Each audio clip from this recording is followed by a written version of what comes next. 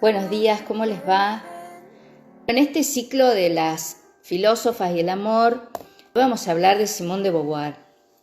Simone de Beauvoir tiene una obra muy marcada por su autobiografía.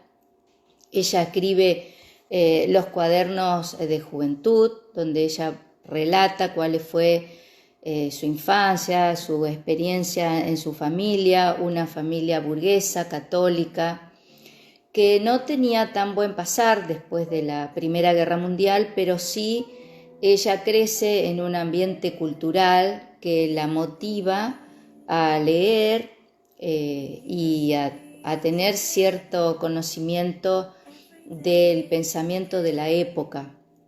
Ella confiesa que reemplaza toda la educación religiosa que tuvo en su casa por la literatura.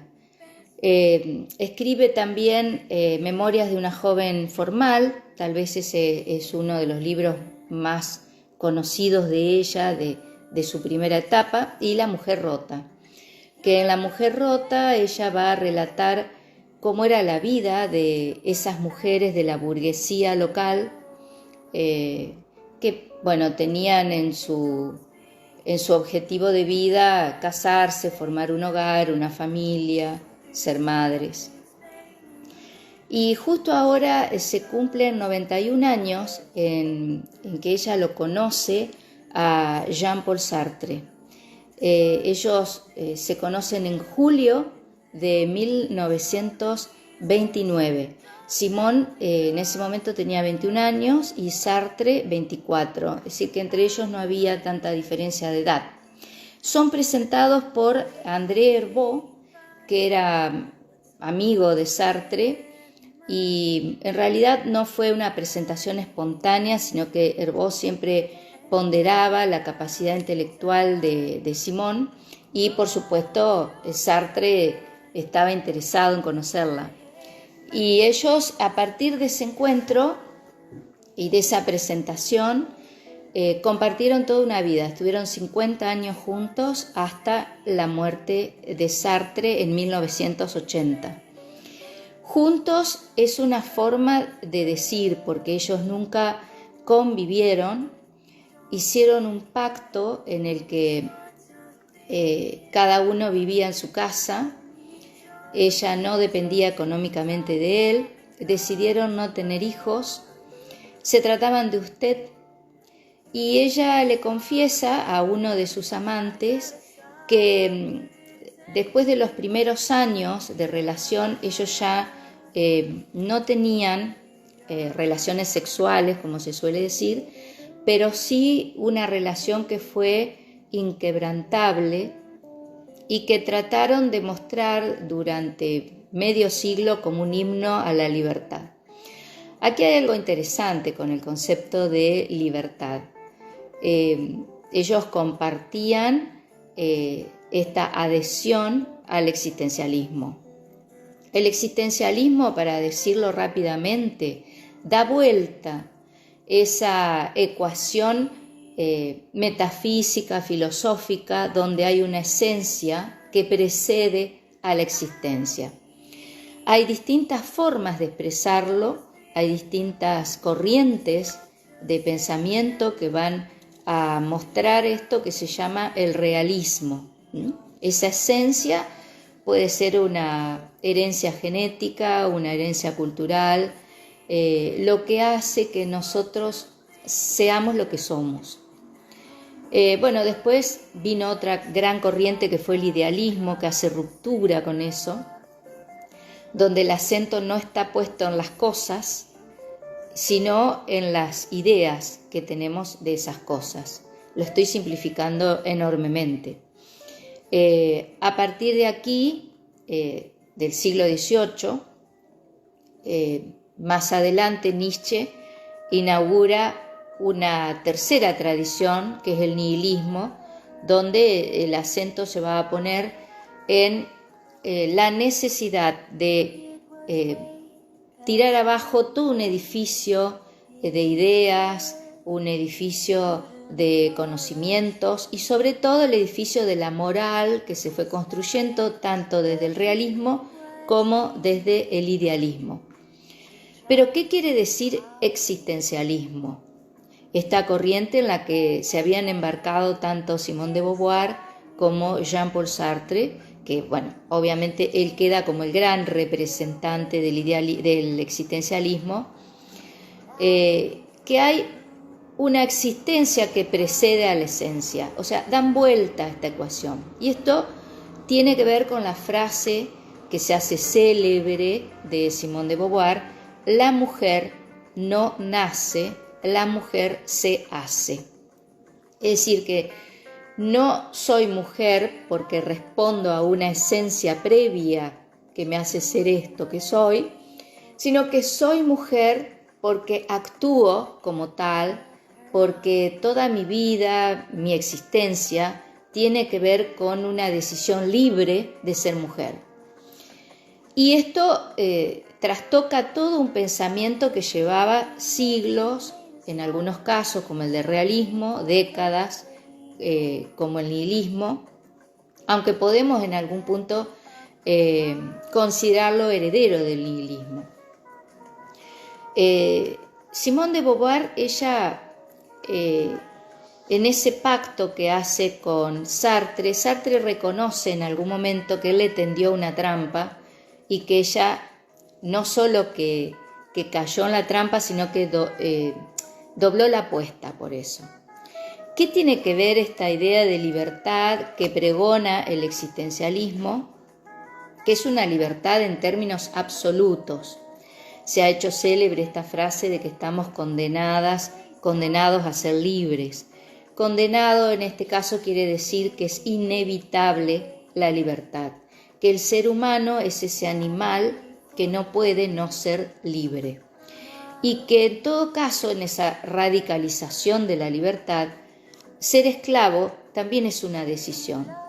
Y digo esto a propósito porque Simone de Beauvoir tomó la dialéctica del amo y el esclavo de Hegel, que está en la fenomenología del espíritu, para compararlo, en su caso, con la relación entre la mujer y el varón, donde ella dice que el varón ha sido el amo y la mujer su esclava, y que es aquí donde esta esclavitud femenina tiene que ser rota, tiene que terminarse con eso. Es decir, ella lucha para emancipar a la mujer. En todo caso, sus experiencias, incluso de juventud, no fueron las experiencias de ver al varón como un rival, como un adversario, como alguien contra quien luchar o disputar el poder, sino que para ella los varones fueron sus camaradas. Su experiencia universitaria y después su experiencia como escritora, como filósofa, siempre fue una experiencia donde el varón era visto como un semejante y planteando esa relación con los varones en ese plano de igualdad. Ella dice un término que les gusta mucho a los franceses contemporáneos: igualitarismo, es decir, en los términos de plantear una relación igualitaria, en términos igualitarios, que a diferencia de un concepto casi absoluto de libertad, más que un concepto, esta situación igualitaria entre el varón y la mujer tiene que ver con una acción, con actitudes y acciones que se comparten de igual a igual con el varón. Ellos deciden esta relación que muchas veces se ha definido como una pareja abierta, donde tanto Simone como Jean-Paul tuvieron otras relaciones, tuvieron otros amoríos, tanto en el terreno sexual como en el terreno de, casi diría, de una convivencia en algunos momentos. Sobre todo Simone, que ya al llegar a los 50 tiene una relación de convivencia con un joven, donde ella le plantea que él tiene la puerta abierta para ir y venir y tener también él otras relaciones. Pero lo cierto es que esta relación entre ellos durante 50 años fue muy sólida en el sentido de que ellos consideraron que era la relación inevitable en su vida y que las otras relaciones iban y venían, digamos. Hay una parte donde Simón cuenta que Sartre la convence, y la convence en términos filosóficos de tener esta relación, porque le dice que hay amores necesarios y amores contingentes. Y esta es una distinción propia de la jerga filosófica. Lo necesario es en sí, es por sí, es inevitable, y lo contingente es algo que es, pero puede dejar de ser, es circunstancial, podríamos decir.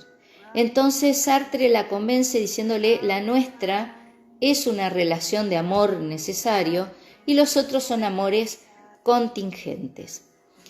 Aquí, en el terreno de la libertad, que es un trabajo de años de ellos en filosofía y en literatura, también en el caso de Sartre, tiene que ver con evitar la cosificación, que es un término que acuñan respecto del modo de producción capitalista. El capitalismo transforma las relaciones entre los seres humanos en relaciones con cosas, no con otros sujetos, con otras personas. Y esa cosificación se da también en la relación amorosa, porque hay alguien que quiere poseer al otro o a la otra.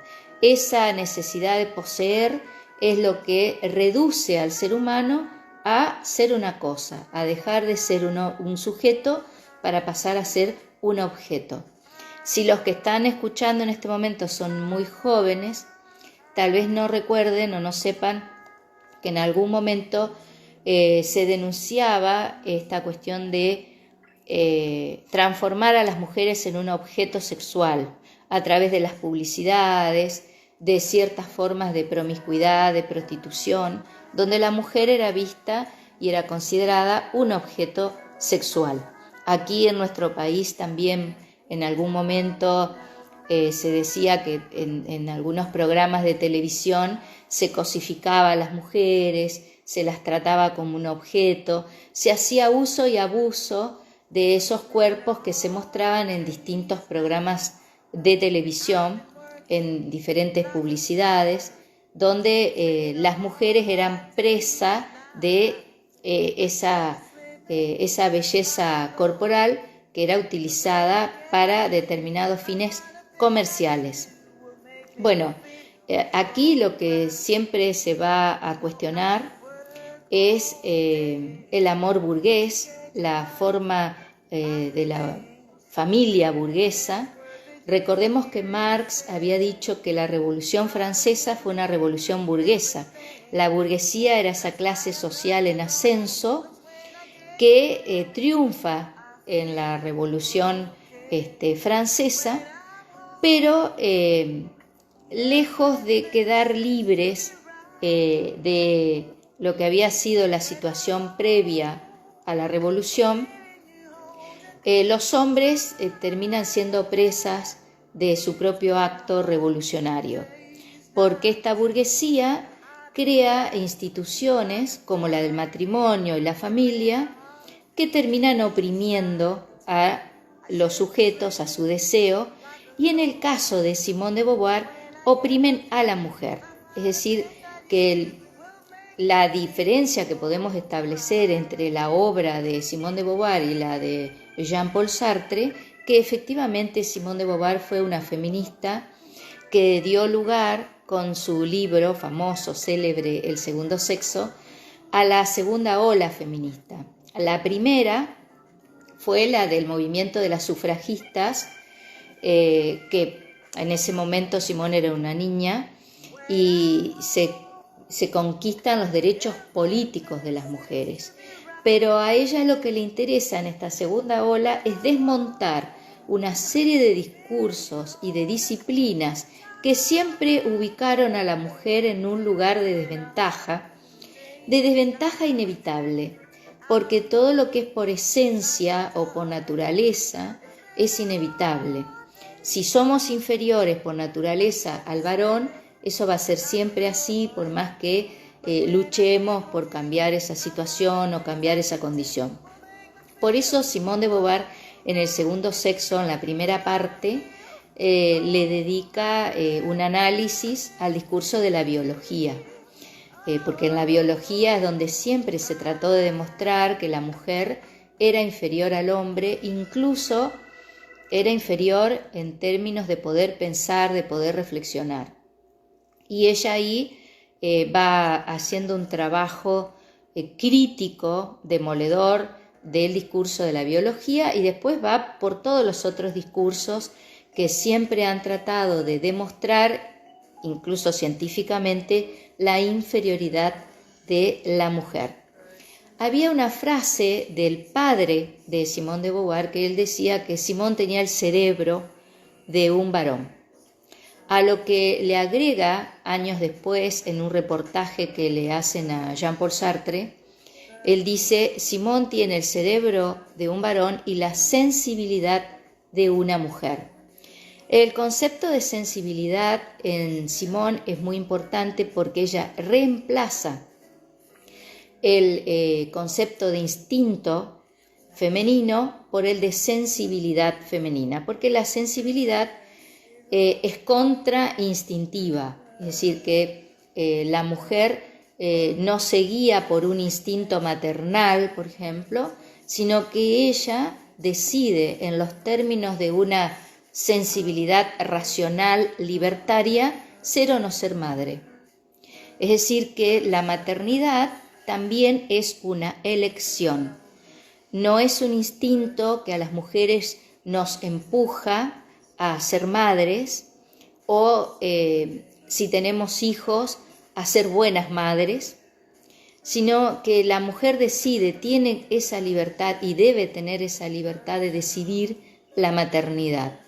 Y en caso de que no quiera ser madre y haya quedado embarazada, que eso sería un acto en términos biológicos, que tenga la libertad de interrumpir ese embarazo. Es por eso que Simone de Beauvoir, además de haber sido una pensadora, una filósofa, una gran escritora, ella fue una militante por todas estas causas que tienen que ver con liberar a la mujer de todas esas ataduras que el patriarcado fue construyendo durante siglos. Seguramente han escuchado la canción de John Lennon, La mujer es la esclava del mundo, donde John Lennon le reprocha a los varones que le piden a la mujer una cantidad de cualidades físicas, intelectuales, pero después rechazan eso, es decir, les resulta en un punto insoportable una mujer que sea bonita, que sea inteligente y que sea libre. Eso al menos es lo que canta John Lennon, diciendo que la mujer es el negro del mundo porque los hombres la han esclavizado.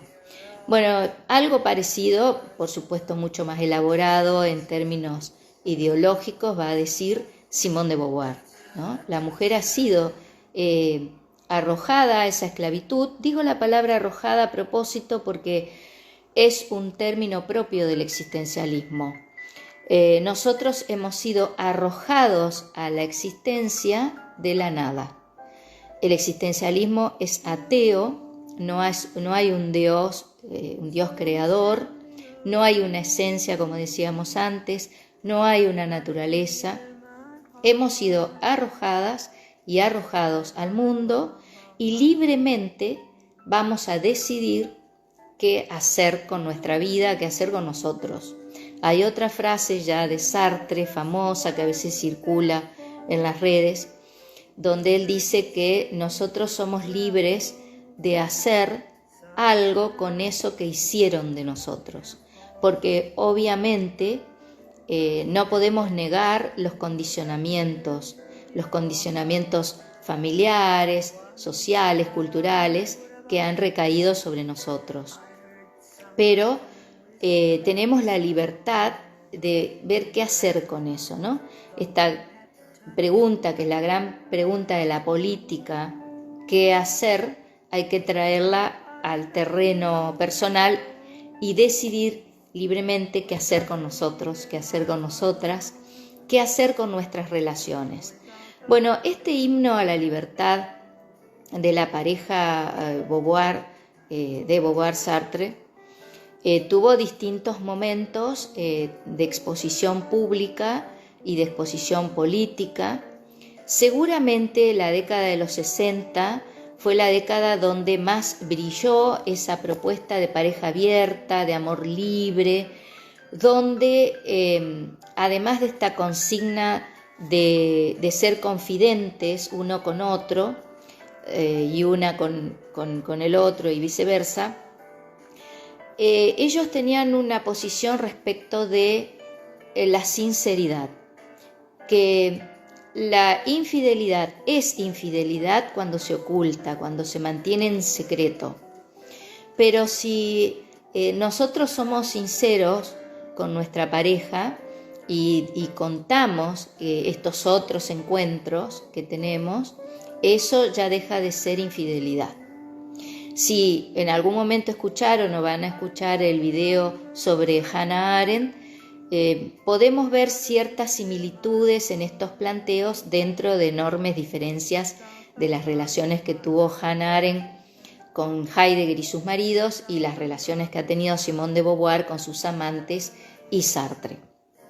Hay una parte aquí en las biografías que se escribieron de ellos, que en realidad Sartre nunca tuvo celos, no era un hombre celoso, él no le inquietaba el hecho de que su pareja, su mujer, tuviera relaciones con otros, pero que Simone sí era celosa, y era muy celosa cuando percibía o se daba cuenta de que en ese momento Sartre tenía una relación demasiado amorosa o demasiado fogosa con otras mujeres.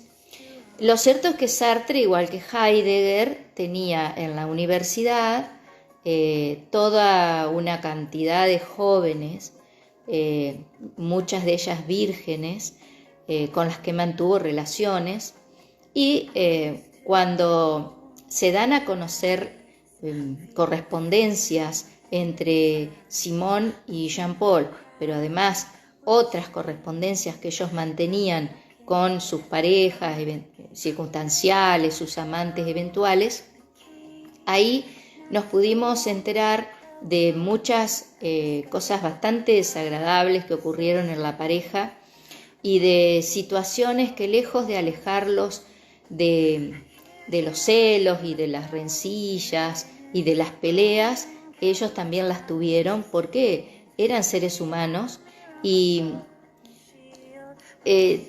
hay una parte de la correspondencia de Sartre que todavía no se ha hecho pública, que está guardada y en algún momento se podrá conocer.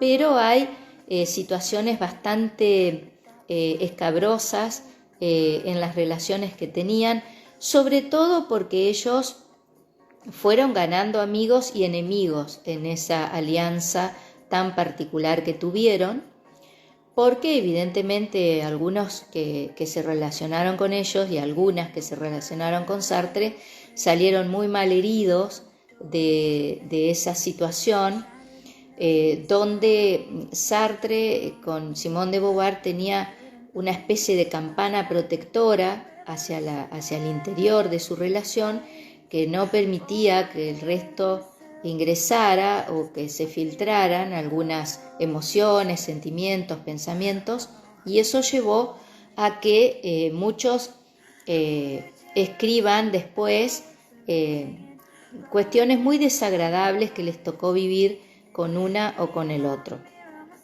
Bueno, yo fui tomando nota de algunos nombres para no olvidarme. En 1947, cuando se publica El segundo sexo, Simone de Beauvoir viaja a una gira por Estados Unidos de varios meses, una gira muy exitosa, donde el tema que ella iba a tratar es cuál era el compromiso del intelectual, el compromiso moral del intelectual de la posguerra.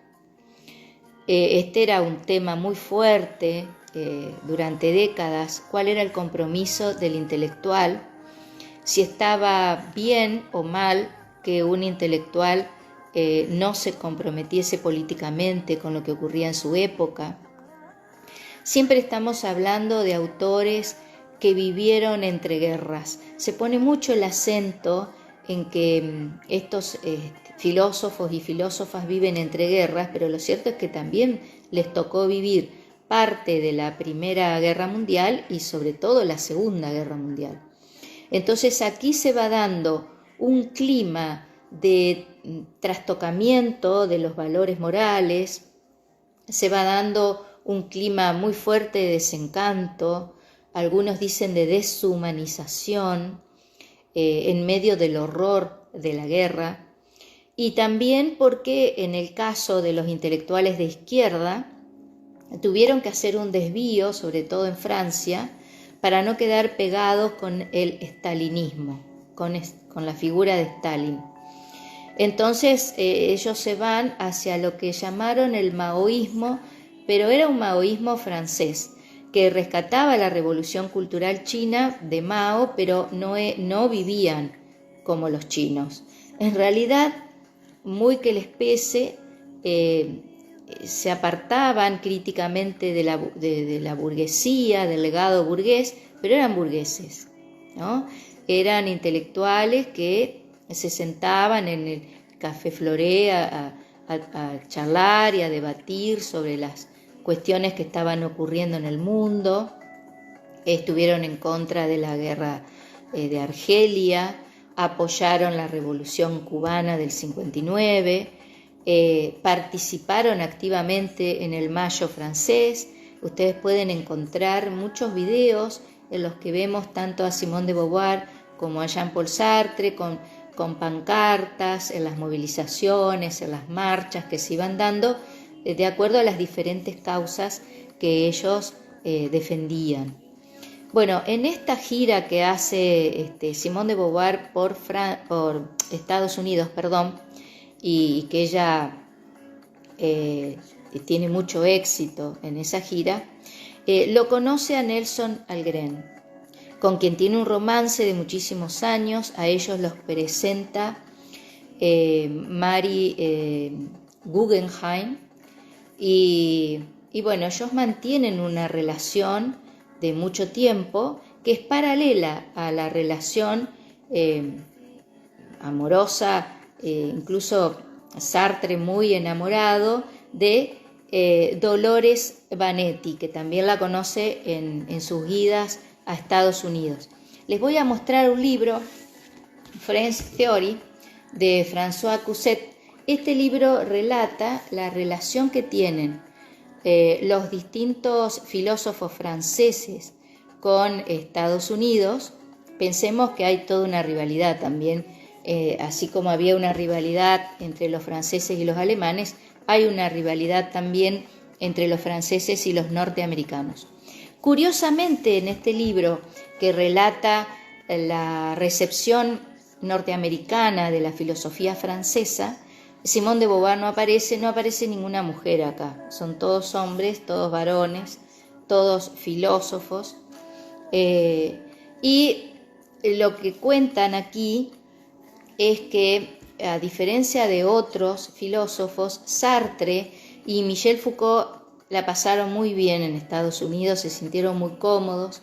En el caso de Foucault, porque él pudo vivir libremente su homosexualidad, que había sido bastante condenada en su momento en Francia, y sobre todo en su relación familiar, ¿no? La relación con el padre. Bueno, ¿qué ocurrió con él, la relación de Nelson Algren con Simone? Él sí se enamora de Simone de Beauvoir, y en algún momento se da cuenta de que es utilizado por Simone, que ella lo llama, lo busca cuando Sartre está con esta otra mujer de la que estaba muy enamorado, Dolores Vanetti. Y cuando él se da cuenta de eso, además él le proponía a Simone que formaran una pareja estable. Ella le dijo que nunca iba a poder dejar a Francia y nunca iba a poder dejar a Sartre. Entonces él, muy enojado, escribe un libro donde cuenta la relación que él tuvo con Simone, y es muy cruel todo lo que dice sobre ella, porque dice que ella le entregaba jóvenes a Sartre, que captaba en la universidad, para poder mantenerlo cerca y sobre todo para poder mantener controlado el deseo sexual de Sartre, que ya no estaba dirigido a ella. Y bueno, cuenta cosas así muy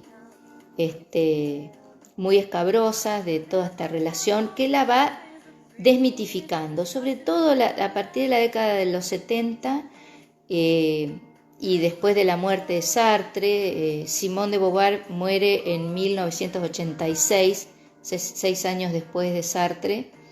Están sepultados en la misma tumba, comparten una lápida en el cementerio de Montparnasse, que yo cuando la conocí dije, qué ironía, porque decidieron vivir en casas separadas, dormir en camas separadas, pero a la hora de morir deciden compartir la misma lápida y la misma tumba, ¿no? Estas son también todas estas contradicciones que son propias de los seres humanos, es decir, ellos en todo ese bagaje intelectual, militante, político, no lograron escapar a estas contradicciones que es lo propio del ser humano, ¿cierto? Bueno, aquí hay dos datos que quiero dejar. Uno es que también me llamó mucho la atención. Un amante de Sartre, que como correspondía a los gustos del filósofo, era muy joven, Arlette El-Kaim, después él la adopta, es la hija adoptiva de Sartre, que es una relación inversa a la que se dio con Woody Allen. Woody Allen forma pareja con la que había sido su hija adoptiva, la había adoptado su esposa, que además había adoptado muchos chicos, y él forma una pareja estable, un matrimonio, no sé si se casó Woody Allen, con esta chica que fue adoptada por Mia Farrow, y bueno, Mia Farrow también hace declaraciones terribles en contra de Woody Allen, y ustedes saben que Woody Allen está siendo muy cuestionado después del movimiento Me Too que se formó en Estados Unidos y se expresó en la entrega de los Oscars, donde muchos de estos directores de cine fueron escrachados, digamos, por estas situaciones de abuso, y bueno, en el caso de Woody Allen, aunque él siempre trató de justificarlo, está siendo escrachado. Arlette fue entonces amante de Sartre, y después fue adoptada por Sartre, y de hecho la propia Simone de Beauvoir siempre tuvo una relación con ella de una hija adoptiva, algo que también los deja en un punto muy mal parados a los dos, ¿no? Y después quería comentarles que hay un libro del siglo XIX, El Nuevo Mundo Amoroso, de Charles Fourier, que es a quien se le atribuye ser el autor intelectual de esta relación abierta entre Sartre y Simone de Beauvoir, porque de hecho, si bien ellos venían de la tradición del marxismo, cuando Marx y Engels escriben sobre el origen de la familia, muy inspirados en un antropólogo inglés, Adam Ferguson, que Adam Ferguson decía que los hombres y las mujeres, sino que siempre se habla de los hombres, pero yo le agrego y las mujeres, vivían en un estado de absoluta promiscuidad, y que por eso fue necesario el contrato social para ordenarlos en la familia, que después fue definida como la familia burguesa. Una familia donde cada uno ocupaba su rol y su función, y que estaba instituida igual que todas las otras instituciones que crecieron al amparo del Estado-nación moderno. Bueno, ahí Fourier promueve en pleno siglo XIX estas relaciones abiertas, donde todos y todas podían acostarse con quien quisieran, siempre que lo hicieran en una situación de transparencia. Algunos compararon esta sociedad transparente en cuanto a las relaciones sexuales entre hombres y mujeres con una especie de panóptico amoroso, es decir, donde hay una mirada vigilante de todas estas relaciones, porque ellos entienden que si nosotros lo hacemos abiertamente y de forma transparente, no va a haber celos y por lo tanto tampoco va a haber infidelidad. Algo bastante contradictorio. Incluso el propio Sartre trató de justificar este tipo de cosas que hacían y dijo que había una especie de moral transitoria. Es decir, había una moral transitoria donde por ahí algunas relaciones no fueron blanqueadas frente a Simón y él siempre lo justificaba. Un psicoanalista diría que hay un mecanismo de defensa permanente en los filósofos y en las filósofas, que es el de la racionalización, es decir, tratar siempre de justificar de por qué hacen lo que hacen. Bueno, para terminar les cuento dos cosas. Una, ustedes pueden ver en YouTube una de las cartas que le escribe Simone de Beauvoir a Nelson Algren cuando ella se va de Estados Unidos, regresa a Francia, aunque esa relación continúa, donde también muestra para una feminista una actitud bastante contradictoria en cuanto a lo que ella le promete a Nelson, y que él seguramente, como decimos los argentinos, se lo cree, hasta que después se da cuenta que no es tan así, que ella nunca va a dejar a Sartre y que va a recurrir a él como una especie de consuelo cuando Sartre está con otras mujeres. Y les voy a leer algo que es muy curioso para las que escucharon, los que escucharon lo de Hannah Arendt, que yo les decía que me había resultado muy extraño, que estoy buscando la frase que quería, aquí está, que Hannah Arendt había pedido que le saquen fotos parada al lado del cuerpo muerto de su marido. Bueno, esto que les voy a leer les va a resultar mucho más extraño todavía de lo que hizo Arendt sacándose fotos con el difunto esposo en la cama. Simón había escrito: es espantoso no estar allí para consolar a alguien por la pena que le ocasionamos al abandonarlo. Es espantoso que nos abandone y calle. Ella se está refiriendo a la muerte aquí. Bueno, hay otro libro de ella, La ceremonia del adiós, donde habla de algunos aspectos de su relación con Sartre que no fueron tan felices. Y bueno, si les interesa, hay que leerlo. Ella quiso estar cerca de él hasta el último momento, o mejor dicho, más allá del último momento de vida de Sartre.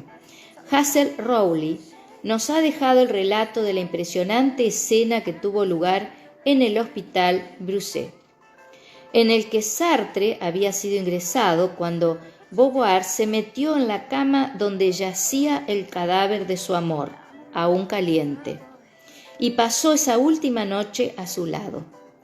Estremece tras leerlo volver a este pasaje de Sartre, que es un pasaje de un libro de él, El diablo y el buen Dios, donde Sartre dice: si mueres, me acostaré pegado a ti y ahí me quedaré hasta el fin, sin comer ni beber. Te pudrirás entre mis brazos y te amaré carroña, pues no se ama nada si no se ama todo. Nunca nadie más exacto cumplimiento a un último anhelo. Es decir, que esto que realmente nos parece tan extraño, que Simone de Beauvoir haya pasado en el lecho de muerte, recostada al lado del cadáver de Jean-Paul Sartre, y que 6 años después ella pidiese que quería estar en la misma tumba con Sartre una vez que su vida había finalizado. Bueno, en realidad es muchísimo más extenso toda esta cuestión de lo que entendía Simón por el amor. El amor estaba ligado siempre a un compromiso en libertad. Ese compromiso en libertad tenía que ver con que la mujer debía emanciparse del varón para poder establecer una relación en términos igualitarios con el varón, donde los dos tenían las mismas licencias, los mismos derechos, las mismas posibilidades. Eso es lo que ella en términos generales propone. Hay mucho más para decir de esta biografía amorosa de Simone de Beauvoir, pero lo cierto es que marcaron un rumbo y mientras la figura de Sartre cae en desgracia con la posmodernidad, con la caída del muro de Berlín, donde todos estos intelectuales de izquierda comprometidos con el comunismo y demás, la figura de ella fue creciendo cada vez más, incluso sin que ella misma pudiese apreciar la importancia que tuvo para el movimiento feminista el segundo sexo. Y la figura de Simone de Beauvoir hoy es muy reivindicada a pesar de todas estas situaciones que hemos contado aquí, pero ella sigue siendo muy valorada, mucho más que el propio Sartre, siendo que ella fue presentada como la pareja de Sartre, la compañera de Sartre, o como dicen algunos, el apéndice existencialista de Sartre. Muchas gracias por haber estado ahí. Gracias.